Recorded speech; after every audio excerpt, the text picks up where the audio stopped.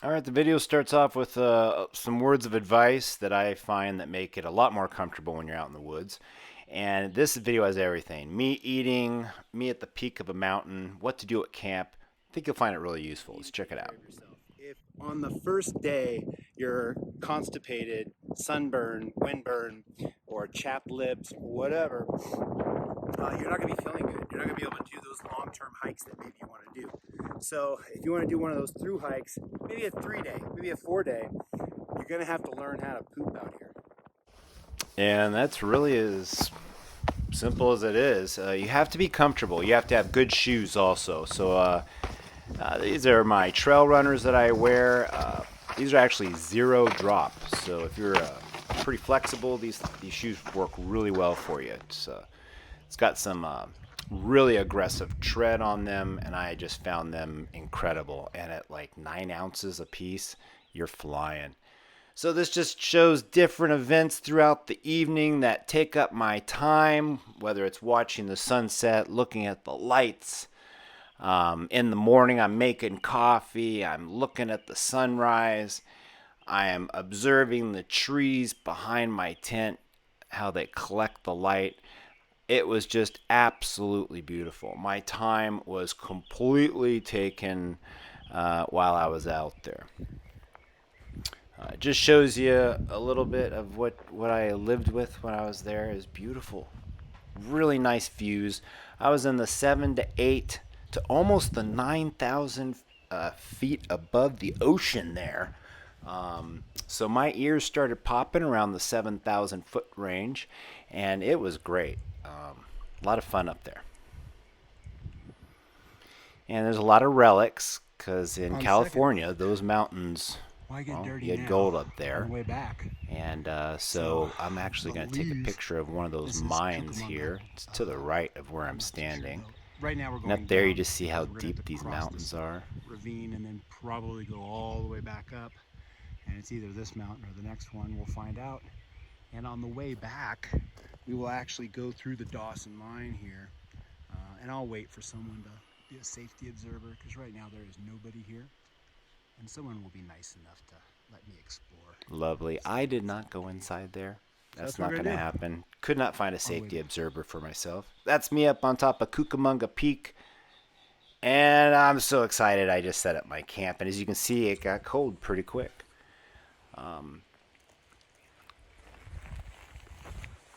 The camp was great. I'm on the side of a mountain, and I actually wanted to try it. I just thought this spot was so pretty. That's where I wanted to put my tent, and that's where I put it.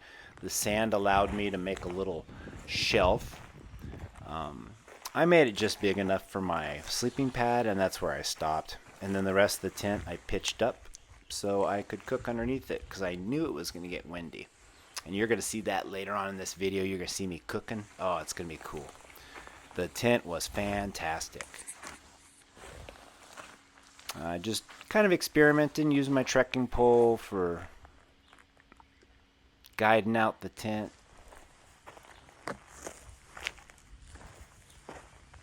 Real pretty.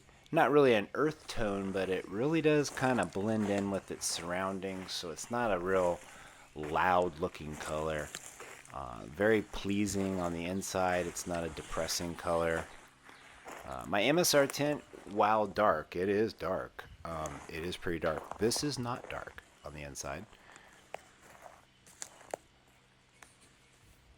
And you can see that I could, as I was laying down at night, I could look out my tent. Fantastic view, looking down the mountain. And when you close both those doors, that front gets really tight. Very taut. Right now I got it kind of loose. I know a lot of people are like, well, I don't go to the bathroom when I go camping. Again, how do you expect to do a 2 or 3 day backpacking trip? And if you're any type of survivalist or whatever, I mean, you should be able to know how to go to the bathroom outside.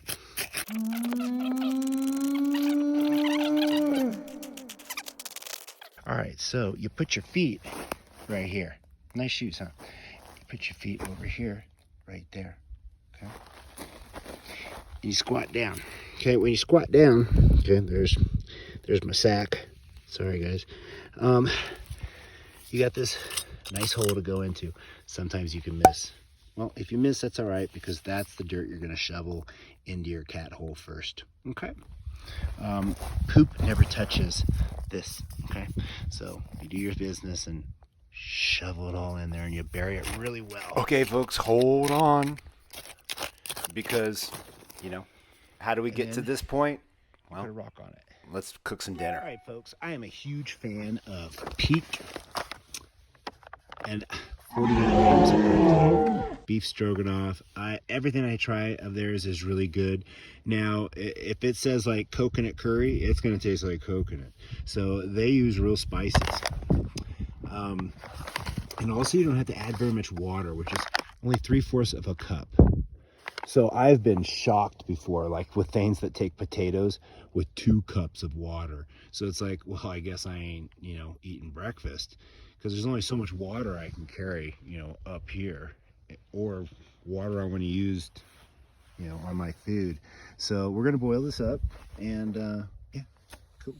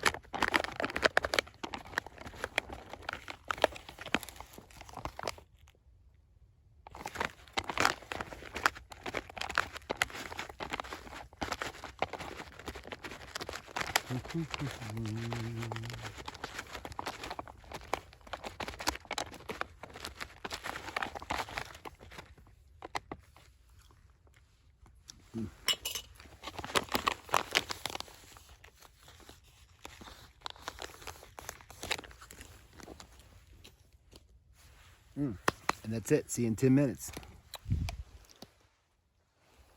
So some say they don't care what I eat, but I'm eating at 10,000 feet, and this tastes delicious. I know it doesn't look incredible.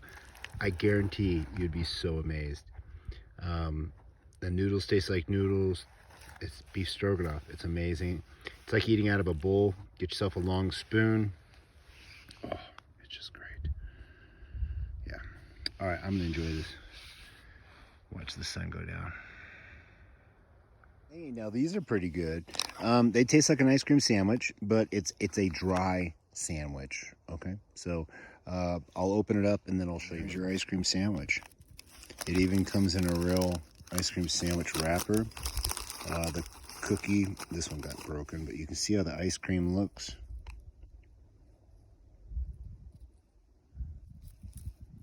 And the cookie.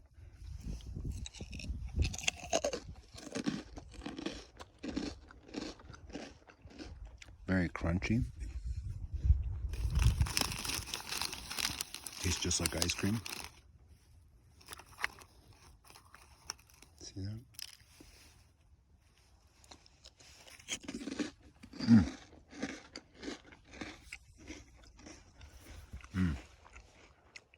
Beautiful. Also have a baby Ruth over there. Yeah, it's like 300 calories. Not very calorie dense, but kind of fun for the kids, you know, if you bring them. We had 2 of them. We had 1 left over. Let me see if this just crumbles into a billion pieces. This is a 2-handed operation. All right. All right, so shortly after that, I went for a evening walk. Beautiful 360-degree view. See all the way to the desert to the left, and then all the way to Los Angeles to the right.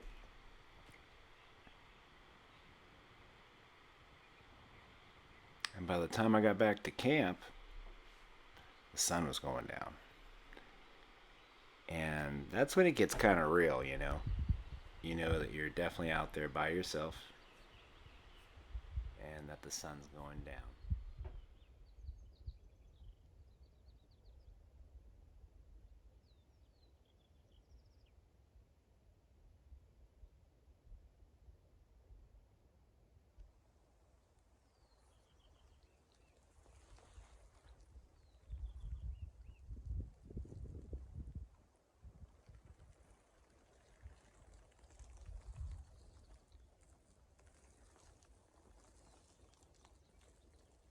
Well, I sat back at camp and made myself some hot chocolate. Had myself, I think, what is that, Baby Ruth and some paydays. And headed out on my evening walk. And you definitely want to light up your camp because it's kind of hard to find your tent when you come back. This was beautiful.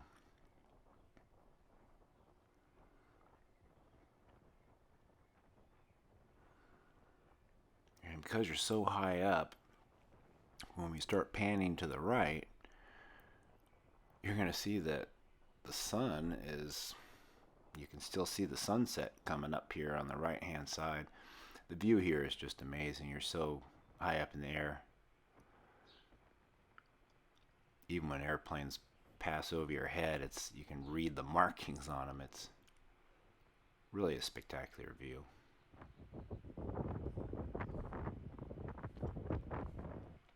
Here's a few stills I took. And then my favorite part of the day. Cooking under this and out of the wind. Yeah, it's got ventilation, but you're out of the wind. It is miserable outside, but this is great. Having my coffee, just woke up. The footprint of this tent, while there's a lot of room, the footprint's rather small. So I was lucky enough to find just a small area that was flat on this mountain. As you can see, the rest of this is not flat. It starts to go down pretty quick. And I slept great.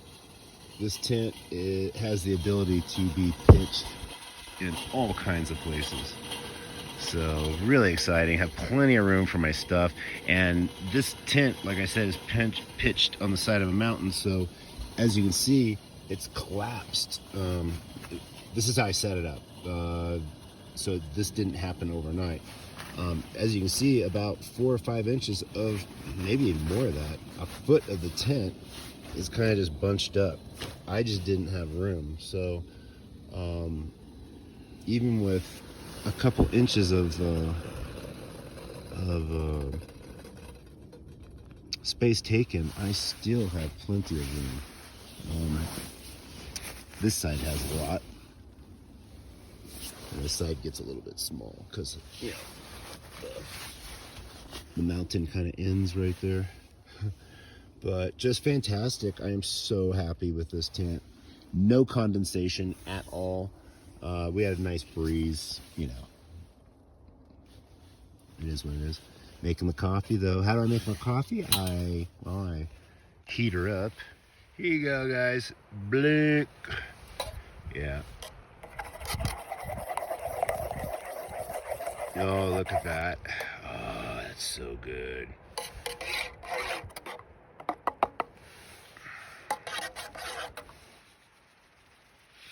And there we go. Throw my coffee over there. And that's my coffee. I really like drinking out of this thing too because I drink out of the spigot. I do have a coffee cup that is nice to drink out of. It is. But this I mean, why get 2 cups dirty? So this is actually, it doesn't spill as easy. It doesn't dribble down your chin like some coffee cups would. But I'm going to enjoy this coffee, and I am so happy. So happy with this tent. All right, but you can see it is miserable outside.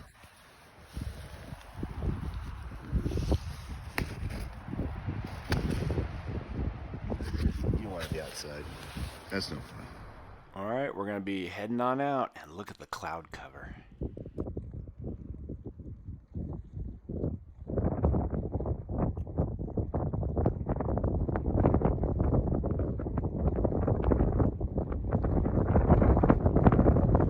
The camera's not blurry.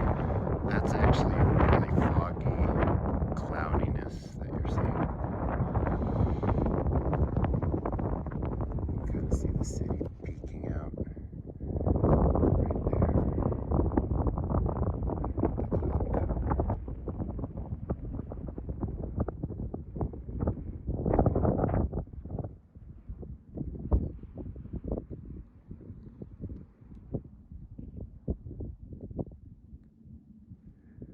I'm always hesitant to leave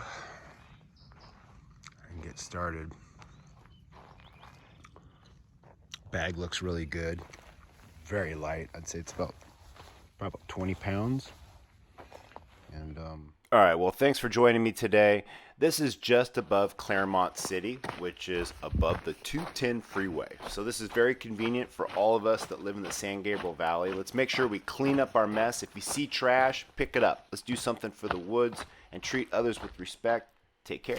All right, folks, you can pick up one of these at any ranger station, which there's only like 2 of them that are open at any given time. So go online. I'll have the link below. This is the Mount Baldy Recreation Area.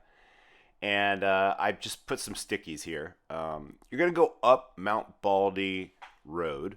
All right. So you're just going to go up like you're going up to the mountains. You're going to pass a little town after about 20 minutes of driving. You're going to pass some old trout ponds. Yeah. And you're going to keep on going. And to the right, you're going to have the ability to, there's a parking area. You're going to see a bunch of cars. You're not going to go up to Mount Baldy. You're going to go to the right, and you're going to park in that parking lot, which if you don't get there before 9 o'clock on a weekday, you will not get a spot most likely.